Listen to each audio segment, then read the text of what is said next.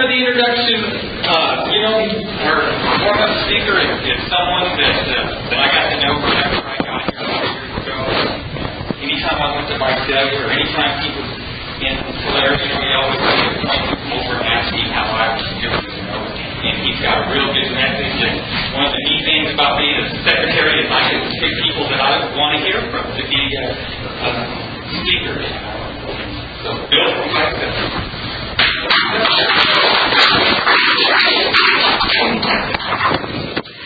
Big book here.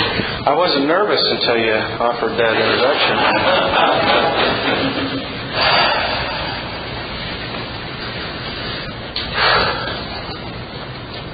Well, I am an alcoholic, and my name is Bill. And, thank you for the opportunity to come and speak to you tonight. I don't fancy myself a speaker. I don't think that's one of the better things I do, but I do like to do it. If you know me, you know that's true. I do like to talk, and I'm trying to learn how to be a better listener today. I'm trying.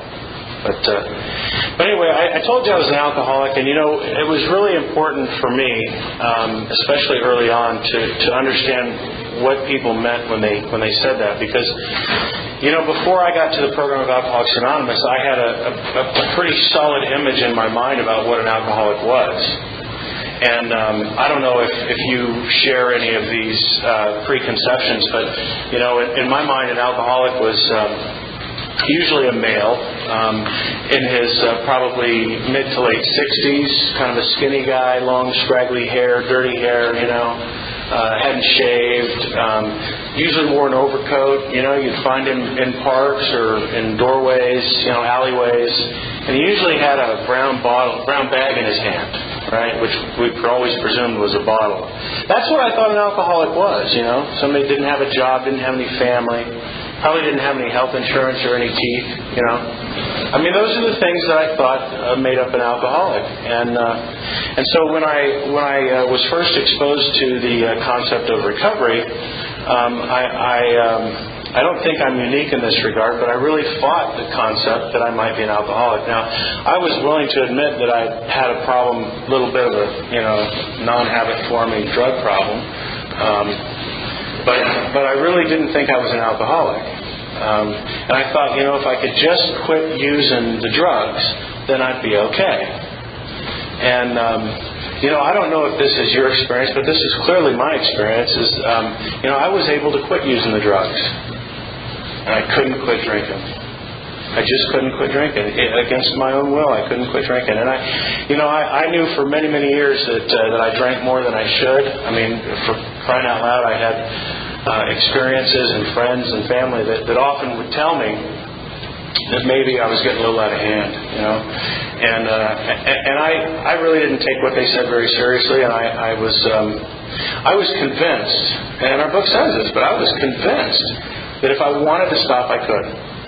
And so it really wasn't a problem, because I just didn't want to, And when my life was beginning to spiral out of control, and you guys have probably all heard about the progression of the disease of alcohol. For me, it was very much like this. It was, it was a lot of fun at first. I had a lot of fun. In fact, I'll just take a minute to tell you about one of the early drinking experiences that I remember.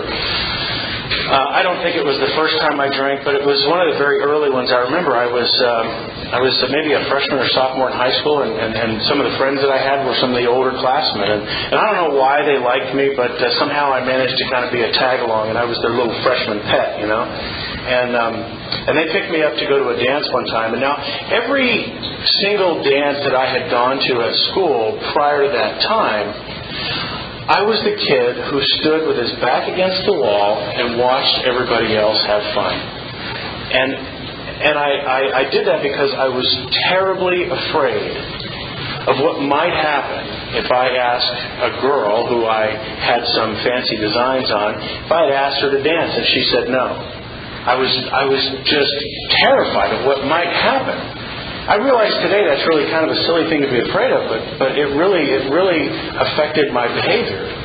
And on this one particular night when I was with these older kids, I got in the car with them, and there was a tall can of beer rolling around the back, and I wanted to fit in, man. And I asked them if I could have it, and they said sure. And I don't remember if I drank it all. I'm sure I didn't drink it in one swig. I'm sure I didn't do that. But I drank it by the time we got to the dance, and you know what I remember about that dance is having a great time. I really did.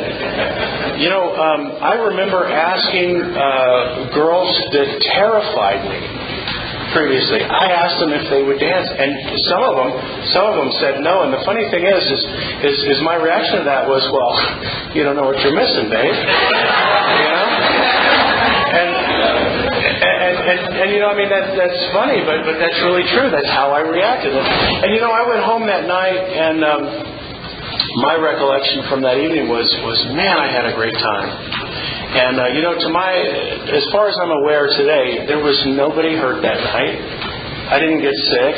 I didn't lose any keys. I didn't lose a driver's license. I didn't, as far as I know, like I said, I didn't hurt anyone. And the tragic thing that happened, which I didn't understand until just actually a few years ago, is that what happened as a result of that experience is I got this idea in my head that when I drank, people liked me better. And I decided that I liked me better when I had a drink in me. And you know, it's like our book says, slowly, over a period of time, over years and years, I began to, or I should say alcohol began to play a more significant role in my life. And it would, you know, when I was a freshman or sophomore in high school, for that matter, even until I was of age to where I could legally buy the stuff myself, I didn't have easy access to it, so I didn't have it all the time. But when it was available, I enjoyed it. And many times, like probably some of you can attest, I over-enjoyed it. And I ended up making a mess, and sometimes my friends got angry with me, and sometimes I said things I was ashamed of the next day.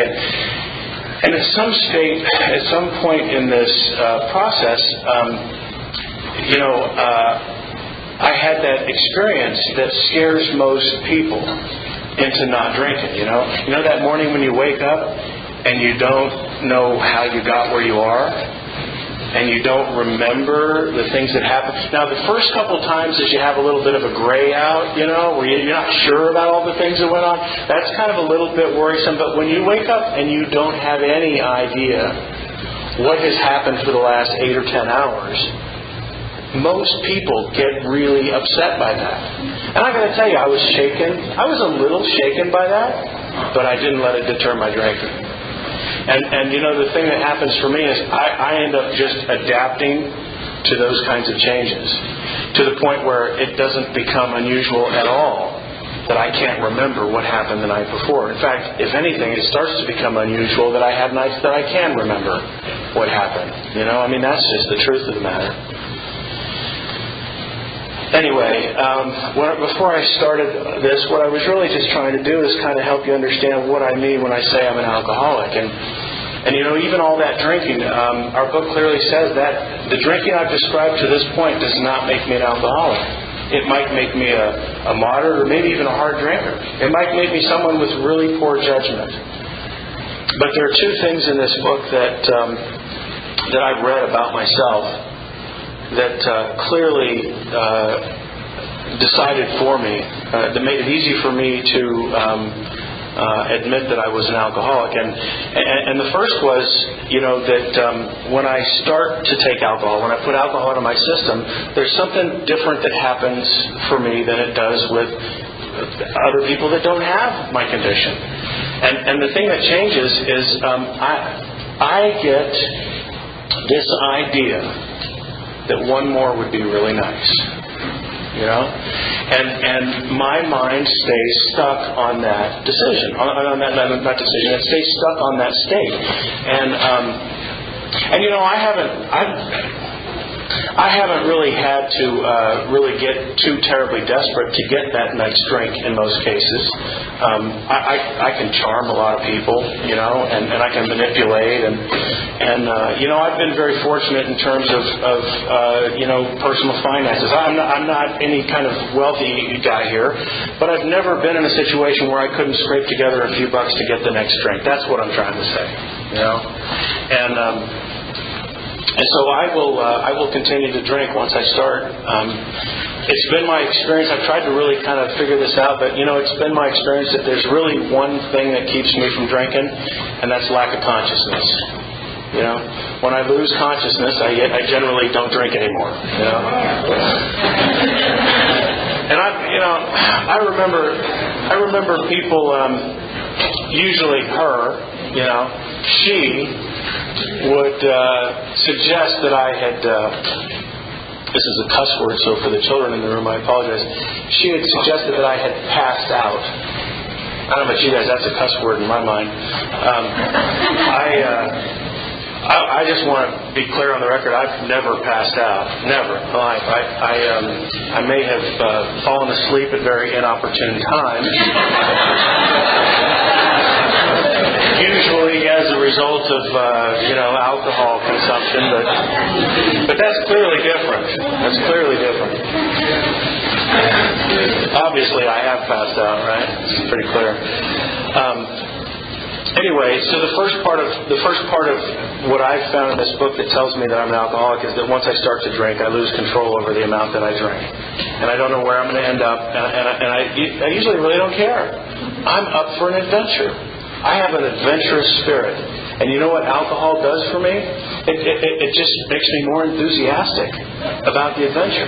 I want to do more and do it faster and have a better time. And I've noticed since I've been sober, I've slowly, it's taken a while, but I've slowly been able to observe other people who don't seem to have my same condition when they drink, And I don't know if you've heard these guys, but there's these gentlemen that used to go around and do a big book workshop, Joe and Charlie. And if you've heard them, you know they're just great guys, and they have a really interesting take on the big book. And I completely forgot why I was telling you that. Yeah. I thought they said, that drugs were, what do you have, a flashback or whatever? I think it's a flashback of some sort. Anyway, it'll come to me. Anyway, Joe and Charlie had something to say that was interesting. Listen to the tapes and then you'll find it out, I'm sure. So I'm going to go to the next chapter. The next thing that I found in this book that really, and this is what really sealed my fate as an alcoholic, was it talks about how there is something sort of different about me that no matter how bad it got the last time, invariably my mind is going to forget what happened the last time I drank, and I'm going to come to this erroneous conclusion that it's safe for me to drink again, that it's a good idea, So if I look back at my life, there were really two times when I drank. Right? There were the times when I was already drunk, and then the times when I was sober. And against all obvious indications, I just have this inability to remember, the pain and suffering of a week or a day or sometimes even maybe a minute ago. I was really expecting to have much less time than Doug told me I had today, so I didn't have all these kind of ideas conjured up, but I will tell you a story that I don't tell very often, because it's really a shameful story, but I think it really does illustrate what I'm trying to say here about my inability to make the proper decision about drinking when I'm sober. I was out boating with a friend of mine. He and I went out to, he lived out at, Lake Havasu, I guess, and I went out there for the weekend, and we were going to have, what we thought was a great time that weekend. And on the way into Lake Havasu, I saw these billboards, and they had just been put up. This was like the first weekend of the summer. Was that Memorial Day weekend? I think it was Memorial Day weekend, and they had just put up all these brand new banners that said, "Don't operate watercraft under the influence of alcohol. And see, now my plans were to get a boat and get some drinks. That was our plan.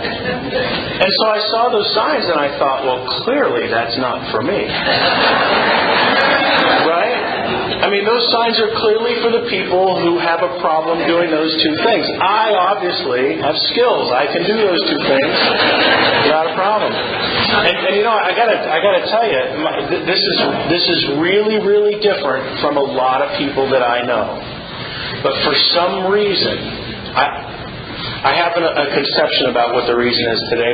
But for some reason, I have had at least 11 times that I can remember. These are the ones I remember when the officer has been asking me for my license and registration, and I am clearly intoxicated, and I have never been issued a DUI. I don't know why that is. That's just the way it is. Okay, but prior to that time, I had probably 9 by then, right, of those situations. And I don't know about you, but when I don't get in trouble for doing stuff that you ought to get into trouble with, I start to believe that the rules don't apply to me. And so this is another example of me just being deceived by myself that the rules don't apply to me. So we pull in, and as I get closer to Lake Havasu City, I hear the radio stations start coming in. And on the radio, for crying out loud, they've got these commercials that say, whatever you do, don't drive a boat and drink, right? And I think to myself, what do I think? This clearly is not for me. So that night we got together and we went downtown and had some drinks, and then we got home that night and turned on the TV. And do you know what was on TV? Public service announcement. Whatever you do, don't drive a boat when you've been drinking. Okay? So the signs are everywhere. But see, I'm not listening. And the next day we pull into the grocery store to get the beer on our way to get the boat. And I got this gut feeling. I'm a little slow on the uptake if you haven't figured that out. I got this really uneasy feeling about what we're doing. But I don't stop. I walk in and we buy all the beer. And we go down and we get the boat and we put the beer on the boat and we go and we do our thing. There were a series of crazy things that happened after that. Some really little ones were, we're in the middle of this lake. It's a big lake. It's actually a river, right? Lake Havasu is actually a river, but they call it, I don't know. So we're in this little boat, and we're distracted with our own behavior, and we don't notice this houseboat that's just kind of slowly sort of chugging its way towards us. And for crying out loud, the houseboat rammed us. How does that happen? How does that... And again, a sign, trouble, Will Rogers, get out of here, right? And I'm not paying attention, I'm not dialed in. And so we ended up meeting with the guys. The guys on the houseboat hit our boat, and then they decided they were going to make a quick getaway on a houseboat. What is that about? Well, just to show you that their thinking wasn't quite as flawed as our own, we ended up meeting up with the guys on the houseboat and drinking on their boat for the next couple hours. It gets to be about 4 o'clock in the afternoon, and we decide we should probably take the boat back for the day. And as we're leaving this little bay that we were in, we get into some swells. I keep saying there's 3 or 4 foot swells. That's awfully high, though, isn't it? There were some big swells. This was not water skiing, conditions, right? But I, on the other hand, have a great idea. Hey, man, I want to go water skiing. So I jump in the water, and I get on the ski, and my friend pulls me around a couple times, and he manages to maybe get me out of the water, and then I hit a wave and I crash. Right? It's ridiculous. It's stupid. So he decides he wants to water ski. So he jumps in, and I'm pulling him around the boat. Same kind of thing. He's falling. Well, I get another one of my famous great ideas. This was a really, really bad, great idea. The idea that I had was that as I came back around to pick him up, I was going to turn in front of him real fast and throw a wake of water at him. Because that would be really funny, wouldn't it?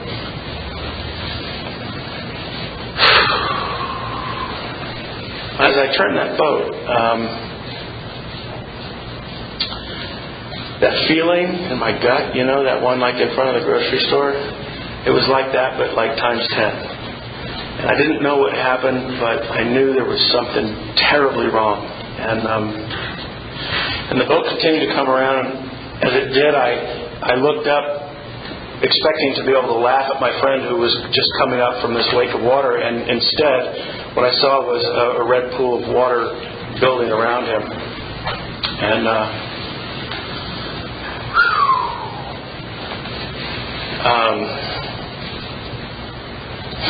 I don't talk a lot about this, and this has haunted me many nights just thinking about it, but I don't have the foggiest clue at this point how I got him into the boat. I have no recollection, but somehow we got him into the boat, and there was about a mile-long no-wake zone that we went through at about 40 miles an hour.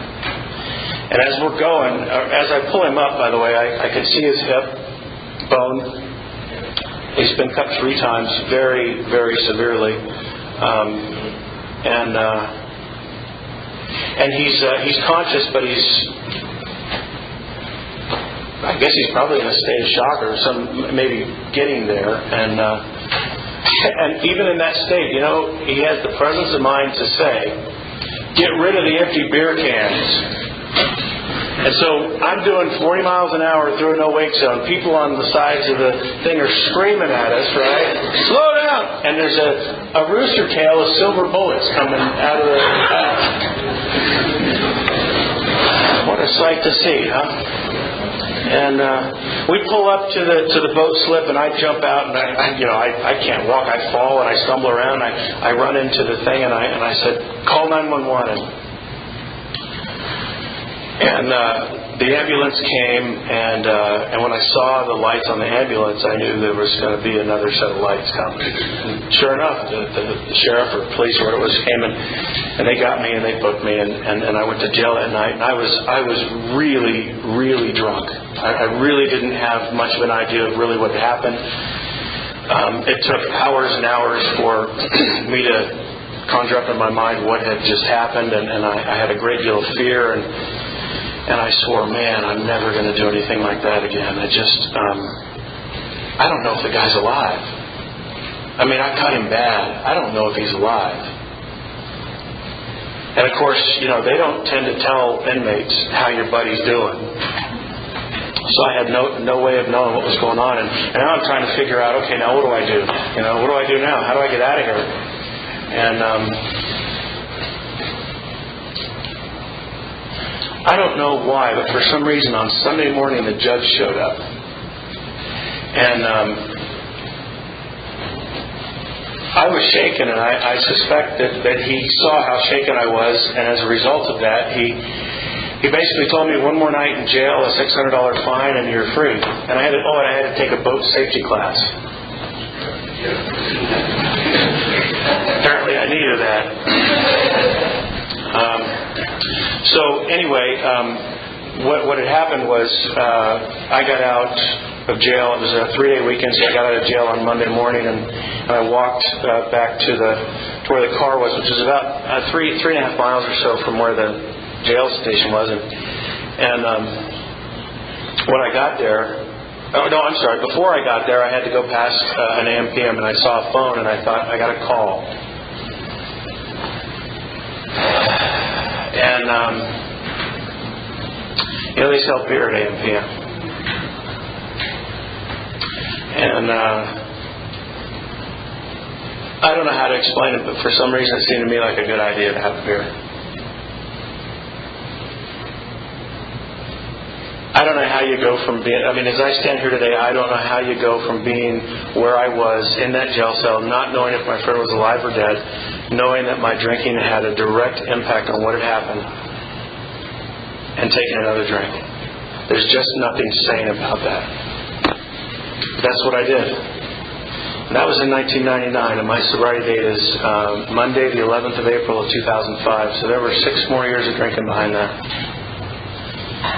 I spent a lot more time talking about my drinking than I really intended to, and I don't have a lot of time left in fact, I probably don't have any time left, but I do want to hopefully spend just a few minutes telling you about something else. This is the 9th month. This is September, right? And the 9th step is about making amends. And the first time I remember hearing about making amends was when I was starting the 4th step. Where we write an inventory of our resentments. And I don't know if you're like me, but man, when I'm standing at 4, I want to do everything except do step 4. And so I start paying attention to other things like, I don't know, step 6, 7, 8, 9. 9, that looks interesting. And by this time, yeah, it looks real interesting. By this time, I had worked myself. By this time of my sobriety, it was maybe 4 months sober. To give you a little chronology here, it was February of 2004 when my family showed up and said, we really want you to go get help. And that was when I was first exposed to the idea that maybe my drinking was a problem. It would be another year and a half of going to meetings and drinking in between meetings before this step work started. So I had a year and a half or a little bit more than that time around AA, drinking, going to meetings, hearing other people talk about steps, and so I finally started to do this, and I'd heard a lot of people talk about the 9th step, and by that time I'd worked myself up to be the perfect victim of the one person that I really picked out was my father. And that's a very common thing. I know that today. I don't know too many men that don't have some kind of issues with their father. And I felt that I really had to stay away from my father because I really didn't feel safe around him. And I was very angry. I was very angry with my father. I held him responsible for a lot of the things that I did and that happened between he and I. And so I made a point of telling my sponsor as I was balking at the 4th step that when it came time to the 9th step, there was going to be some amends, and by God, my father was going to be making them. And I couldn't have meant that with more of myself than I meant that. And thank God I had a sponsor who was full of wisdom, and he said, well, why don't we just worry about step 4 right now?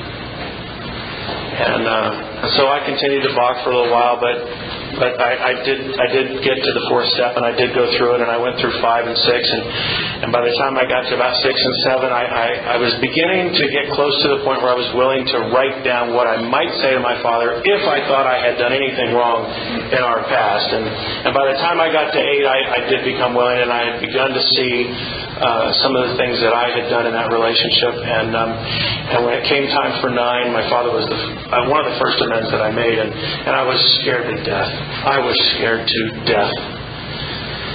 I did it the only way I know how to do it, and that's, ripping the Band-Aid off, man. I called and I made an appointment with my father for 15 minutes from this minute.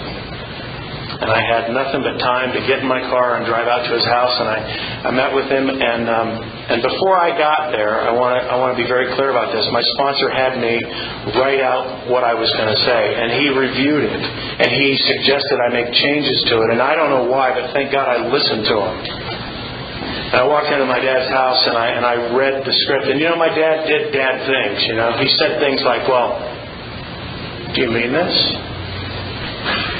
I don't know about you, but dude, I'm laying myself out here, and you want to throw salt on me? I mean, that's how I felt. Now, I look back at that today, and I say, for crying out loud, of course that's what he asked. I mean, had I done anything to make him believe anything else? I know that today, but I didn't know it then. And thankfully, I listened to my sponsor when he said, zip it, read from the script, and get out. And that's what I did. And you know what? I left expecting to hear angels singing my name.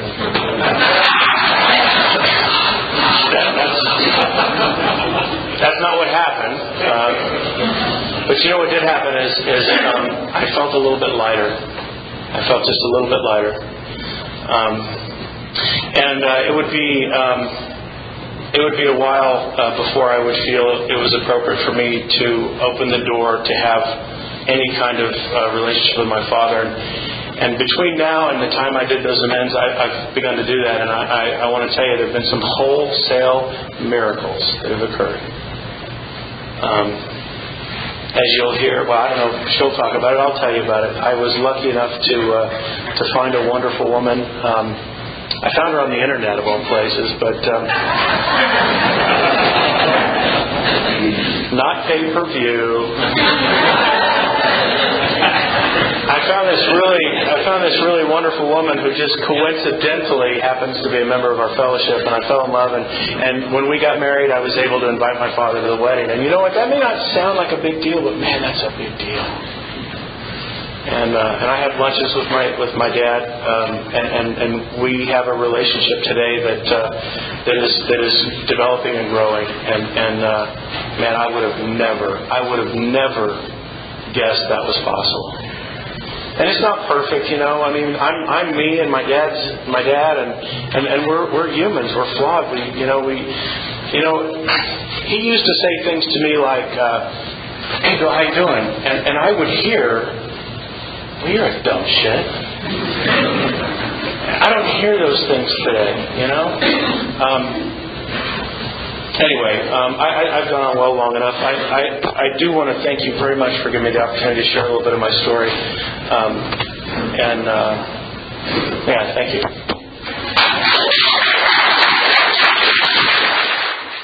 I'd like to thank Kevin for introducing me to Susanne.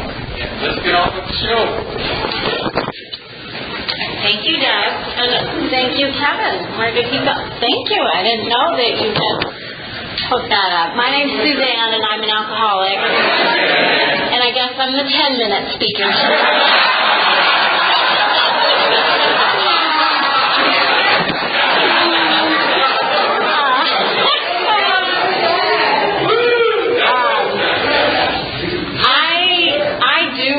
My first drink, it was in May of 1974. I was 14 years old.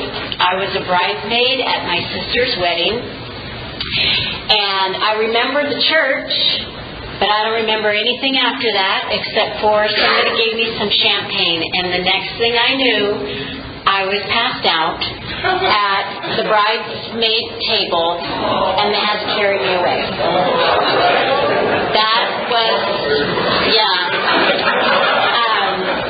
That was my first experience with alcohol. I didn't drink much after that. I just thought, wow, that was weird.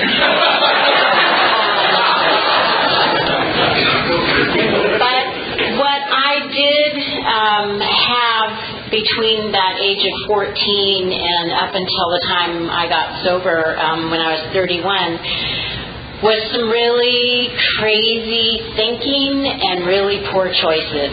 And my life was really unmanageable because of what alcohol did to me. Some of the same things that Bill described for him, for me it was once I had one, there was no predicting what was going to happen, and I could never have enough. I was raised in a really wonderful family. I hear some horror stories about families of alcoholics, but I had a wonderful family. I was sent to private school. I was at an all-girls Catholic high school. And so I thought it would be a really great idea when I was 16 to find the world's craziest criminal and run away from home with him. And there was a bus leaving for Salt Lake City the day that we left, so that was where we were going because that's where the Greyhound was going. And so I ran away from home. I was a religion teacher at the time at the local school. I left that. I left a note for my parents who didn't even know that I was messing around with this 19-year-old guy. He already had been to jail a few times, and he had warrants out for his arrest when I hooked up with him. Anyway, fast forward that, at 21 years old, I had 2 children. They were 2 and 3. He was sentenced to life in prison, and, I had no education. had dropped out of that wonderful school, and I had so many problems in my life. Alcohol fixed everything for me. So from 21 to 31 for me, I don't have much recollection of anything. I'm a blackout drinker. My objective during those 10 years was which one is going to do it, because that's the one I don't want. And I was never able to identify which drink that was going to be because I would black out. I was the kind of mom who, with those two little boys, wasn't willing to spend much time with them. I was self-centered while I was drinking. I would pass out at night and come to in the morning and go, where are my kids? I don't remember, and that happened a lot of times. When I was 26, I was arrested for drunk driving, so I was the victim of circumstances that night, and I was at a bar, left, I'm guessing, at closing, so maybe around 2, and at around 3:20 in the morning, I was pulled over. Mind you, the bar was only 12 miles away from my house, so it wasn't that far. But I was pulled over 90 miles away from my home base. So that entire time, I was driving in a blackout. It kind of scared me, like, whoa, that was a long time. But what I really focused on was those CHPs really didn't, they should have been doing something else that night instead of picking on poor little me. The judge sent me to Alcoholics Anonymous, so that was my first experience with you guys, all you old people in AA. I was only 26. And there's absolutely no way that I could be an alcoholic. I just had bad luck, and I hadn't found out yet which drink caused me to black out, because I always blacked out. Anyway, 5 years later, I one more time came to, this was shortly after the 4th of July weekend. My sobriety date is July 6, 1991. And it had been a Friday night. One more time, went out after work. One more time, came to in the morning. My car wasn't there. I was at home. My kids weren't there. They're still little. They're 10 and 11. And I just thought, I can't do this anymore. I was reaching that point where I just suffered greatly with humiliation and self-loathing, really. Couldn't be a good mom, wasn't being a good employee, definitely was not able to be a good daughter or a friend. Didn't have any friends except for one drinking girlfriend. So I managed to stay sober for a couple of weeks, swearing off forever one more time. I have 7 brothers and sisters, and my youngest sister lives in Arizona, and she had been going to AA, and she said, I'm coming to visit you, but while I'm there, I have to go to a meeting. Will you please see if you can find one, and will you come with me? I don't want to go by myself. Now, I don't know if this was manipulation on her part because she knew, or, could have simply just been she wanted to go to a meeting while she was visiting. And so I found a meeting, and I went with her. For some reason, I saw something different that night than what I had 5 years ago when I was at AA meetings when I was sent by the judge. I had a gentleman approach me, and he wrote on index cards some women's meetings, and he told me about some really great ones in town, and several people at the smoke break talked to me, and I just felt like it wasn't threatening, and maybe, just maybe, I might be able to get something out of it. I knew my sister was. Anyway, that was a big book study, and I went to that book study for 10 years. It was my home group. I felt safe there, and when we were reading the book that night, I don't remember what it was, but there was something that I connected with, and there was something said at the break that meeting that it was a woman. She was a housewife.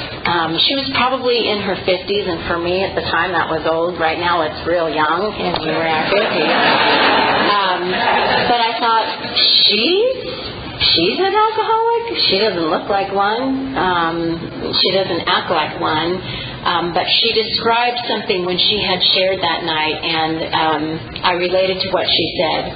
I related to the fear she described. I related to the isolation that she described when she drank, and she also was a blackout drinker. So I went back to that meeting, and, I was rebellious, probably still am to a certain degree, but not as much as I used to be. And that is how I read the big book, was by going to that meeting every week, showing up no matter what. And these people took me under their wing. At 6 months sober, I didn't know what a panel was, but there was a guy there. He made me sick because he would always say, I never had it so good. And I would think, you have no idea how many problems I have. I want to hear how good you have it. Which I forgot to mention to you guys. When I came into the doors, I told you about the father of my children had been sentenced to life in prison. When we were having these children, I had them under an alias since, he was a convict, and then, while he murdered somebody, I was married to him. So my kids were born under some bogus names, and so I was in a lot of trouble, and I had a lot of stuff to fix. And I was terrified. I was terrified of doing life without drinking. I never went to the movies from 21 to 31. Most kids that age do. I didn't, because you know why? You don't drink at the movies. I didn't go to Disneyland because they don't have alcohol at Disneyland. At least they didn't then. I don't know about now. But all of my activities were related to alcohol. At 5 o'clock, I worked with a great group of people. As soon as 5 o'clock came, open the drawer, we'd have cocktails. Anyway, that's enough of what it was like, because if you're here, you know what it's like to drink alcoholically. I went to that meeting for 10 years. I started to tell you about the guy that always said, I've never had it so good. At 6 months sober, he said, come on, we're going to Skid Row in Los Angeles. There's a group of us going. And he didn't say, will you go? He said, you're going, and you're going. And I said, okay, because I was willing. And actually, I was kind of curious. Ooh, Skid Row, let's see what that's like. And, it freaked me out because it was only 30 minutes from my house. And there were people lined up on the streets in their boxes, and all homeless, and a lot of them mentally ill, a lot of them just under the influence. But we parked in front of a Salvation Army. And I thought, okay, we're gonna do a meeting here. I guess that's what a panel is. And he sat us up front, and here in this auditorium were about 150 black men. And he said, now you're going to be a speaker tonight to me. And I thought, what do I have in common with these scary people?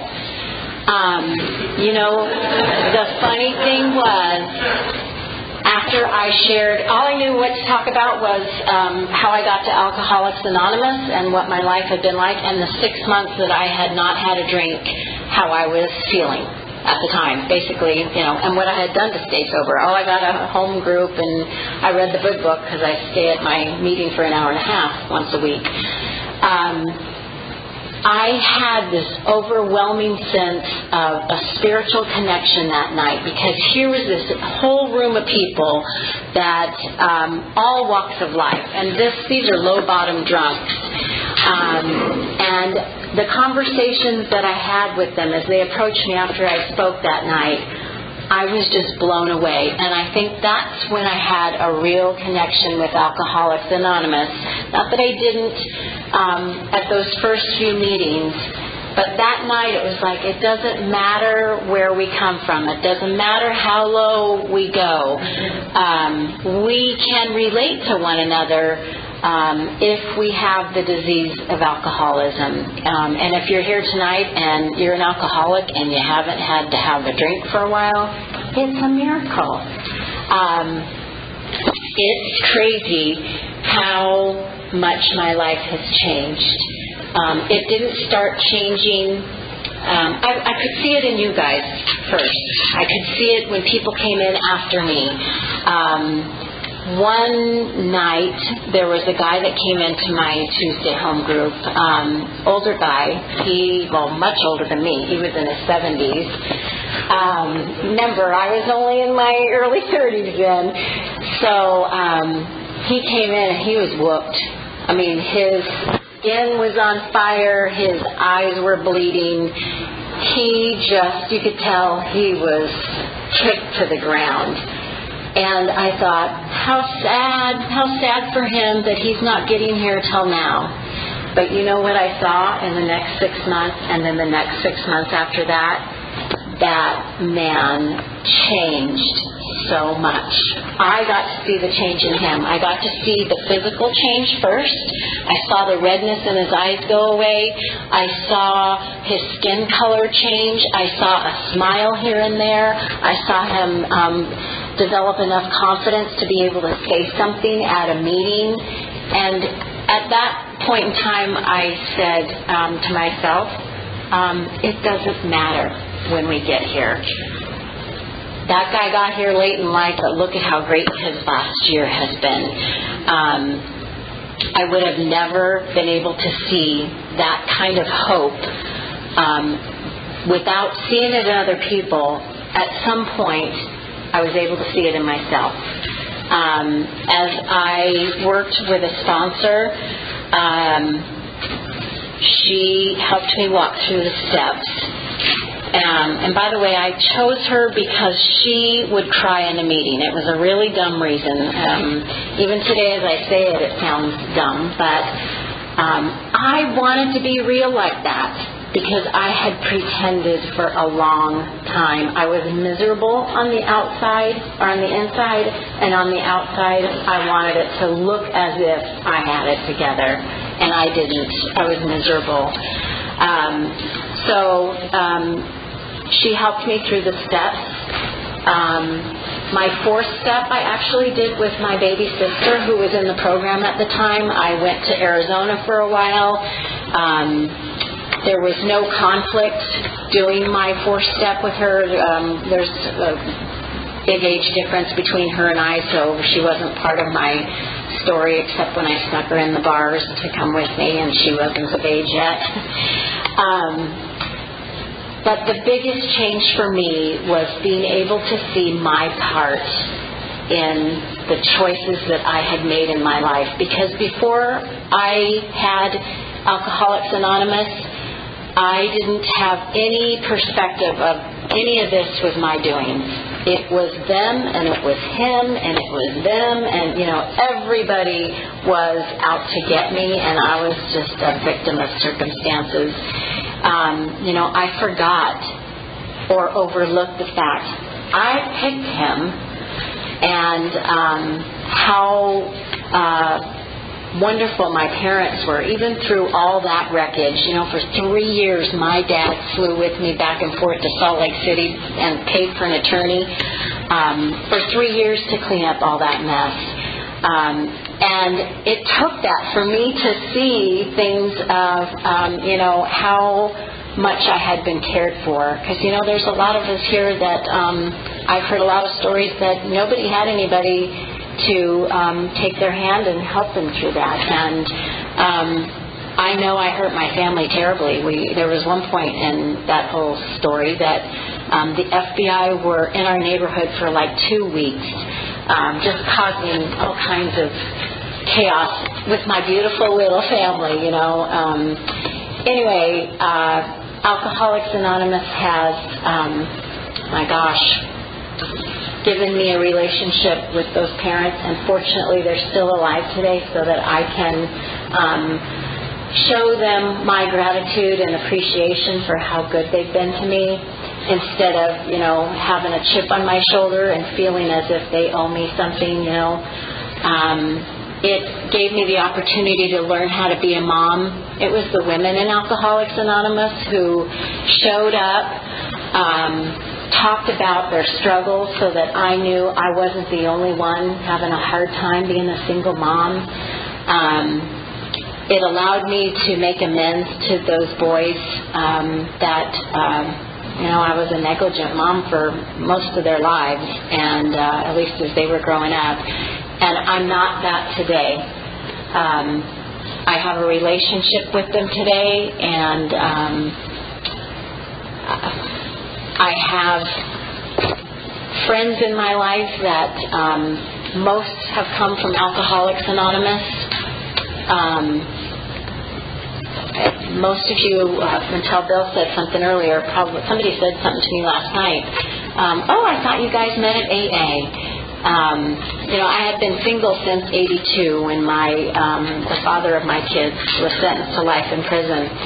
And I didn't date much while they were growing up. I was too busy getting drunk and lost and everything else. And I never dated anybody at work, and anytime I tried to, my sons were like, oh, no, he's we don't like him, and, it was just too crazy for me. So I moved here 3 years ago and, tried the thing in the grocery store, like, I can't reach that, can you get that? And that doesn't work. That doesn't work. I have always gone to the library because I don't like to buy books, and that doesn't work there. And so I said, heck with it, I'm going to try the internet. Bill lived a few blocks over. We shopped at the same grocery store. We had even been to some meetings, hadn't met there, so I'm a huge advocate of the internet today because I never would have dreamt that, sobriety would bless me with a husband, a home here, grandkids, a family that I embrace today. But some of the most important stuff is how I feel about me. I have not had the degree of self-loathing that I used to have because I was brought up in a real religious home. I knew I was going to hell, and it wasn't church that or religion that helped me get to the point of where I'm at today, where I know I'm loved by God. It was in Alcoholics Anonymous. And believe me, when I got here, I looked at what you guys are doing and I said, I'm not holding your hand. I'm not praying. I don't know what the hell you guys are praying about here. What the heck does that have to do with alcohol? None of it made any sense to me. But it really is a spiritual journey. It has been for me. It was what helped me recover from the mental sickness and the physical addiction of alcohol for me. There hasn't been anything else along this journey that has changed my life like Alcoholics Anonymous has, and the people in it. I was able to see how miracles were happening in your life. I wasn't so sure it could happen to me, because remember, I had worse problems than anybody when I got here. At least in my mind, I thought I did. Since then, I've heard a lot of stories too, and even people with more living problems than I had have miracles happen in their lives too. And for me, that is why I come back to Alcoholics Anonymous. I feel a sense of responsibility to be there for the next woman that comes in the door that maybe thinks like I did when I got here, that I don't want to hold your hand, and why are we praying, and why are we talking about the big book? And I think we forget about those things as we stay here a little bit longer. It's not the Bible. It's the big book of Alcoholics Anonymous. Nobody told me that. I just sat around and was like watching. What are they talking about? But we have to show each other what this stuff is and what it's about. And you know what? It's okay if you don't want to read it. Go to a big book study. It might take 10 years for you to get through the book. But I did it, and I got something out of it. And I know what it says in here. I'm really grateful for what Alcoholics Anonymous did for my life and my family. How I have seen such a change in the woman that I used to be. When I was sitting down there thinking, I was like, wow, it's weird to even talk about that person that I was when I was drinking, because I don't feel like that woman today. I can't relate to most of the feelings that I had back then. And that's just a miracle, because I know a lot of people that suffer their whole lives. And over the last 18 years, I have had so many. There have been friends and a lot of acquaintances that have died. A real, way too soon death. People that I was sober with for years. And it's so hard to understand why they would want to give it up. Because I wouldn't give it up for no one or nothing. I love being sober. There's not much time that goes by where I am so grateful not to have a hangover, because I was so sick with hangovers. They'd be days for me. Probably didn't help that when I drank a lot, I smoked a lot too. So the two together, a lot of poison. At 90 days sober, I tried to quit smoking cigarettes, and I almost drank. It was just really, really hard. I wouldn't recommend it. And, I didn't think I was ever going to be able to let that go, because, man, I was in love with having that addiction. But I never thought I'd be able to not drink either. And 2 years after that, I was finally ready. And it was a friend that was going through chemotherapy that said, and he was smoking too. And he said, I got to quit. And so I watched him for 2 weeks. And he said, no big deal. Well, it still was a big deal for me, but I was able to let it go. And it was by working the steps. And it was standing in the shower, I remember vividly, just in such anguish, because I wanted to smoke so bad, and it dawned on me, this is coming to believe that a power greater than me can restore my sanity. This is how we apply these steps to living problems, and that's what they're for. All I can say is I was relieved from the bondage of cigarette addiction as well. And for me, that was huge, because I had such a love-hate relationship with it. Anyway, I'm grateful. Thank you, Doug, for asking me to share tonight. And I'm grateful to see so many faces of people that I know. And there's a few of you that I haven't met before. But I love living in this small town. Bill grew up here, as most of you know, so everywhere we go, he knows someone or they know him. And I lived in Southern California most of my life, except for 5 years I lived in Utah. And living in this city and being able to be connected to my people in Alcoholics Anonymous made it feel like home. Like you, Carol, went through that transition thing. Don't ever take for granted your home group. I did. Those 10 years that I went to that big book study, when I moved away, oh my gosh, I felt like brand new again.